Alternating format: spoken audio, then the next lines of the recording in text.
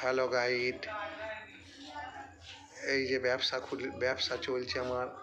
আলু আলু এই যে আলু, চন্দ্রমুখীর বাচ্চা আলু, টমেটো, পেঁয়াজ। টমেটো বাঁড়া বিক্রি নেই, পেঁয়াজও বাঁড়া বিক্রি নেই, কাঁচা লঙ্কাও বাঁড়া বিক্রি নেই, আদা রসুনও বাঁড়া বিক্রি নেই, চন্দ্রমুখী আলু বাঁড়া বিক্রি নেই, চন্দ্রমুখীর বাচ্চা আলু বাঁড়া বিক্রি। তো কী করে খাবো আমরা? আলুর দামগুলো যদি এরম যে আমরা কি বাল ছিঁড়ে খাবো?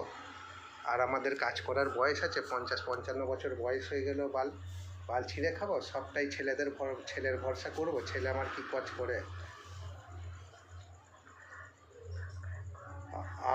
আপনারা বাঁড়া সাবস্ক্রাইব করবেন, লাইভ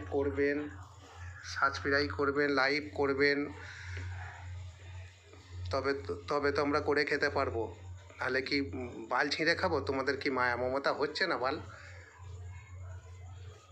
কমেন্ট করবেন, তোমরা করো, নাহলে তোমাদের পুঁতে লাঠি নিয়ে তারা করবো, গাঁড় মারাবে সব।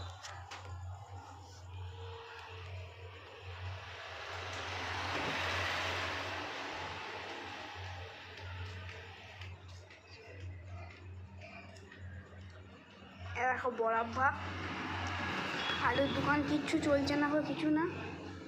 তো আপনারা সাবস্ক্রাইব করবে তবেই তো কিছু খাবে নাকি? এই তো বসে বাল ছিঁড়ছি, বসে পাকা বালগুলো ছিঁড়ছি। সন্ধ্যা থেকে একটাও খদ্দের নেই। আলুর বাজার এইরকম বিক্রি, বউনি হয়নি বউনি হচ্ছে না, কি করে খাবো?